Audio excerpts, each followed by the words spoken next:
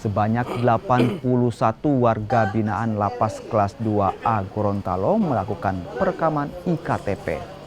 Perekaman IKTP menyasar ke warga binaan yang belum memiliki IKTP atau yang hilang maupun rusak. Perekaman IKTP dilakukan agar warga binaan terdaftar sebagai wajib pilih pada pemilu 2024.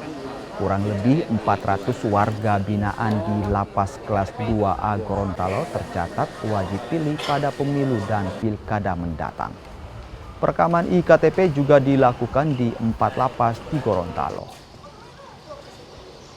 Jadi menyasar untuk terdaftarnya seluruh warga negara merupakan salah satu amanah dari undang-undang, sehingga KPU berkewajiban untuk bekerjasama dengan Capil bersama lapas untuk memastikan teman-teman yang berada di lapas ini terdaftar.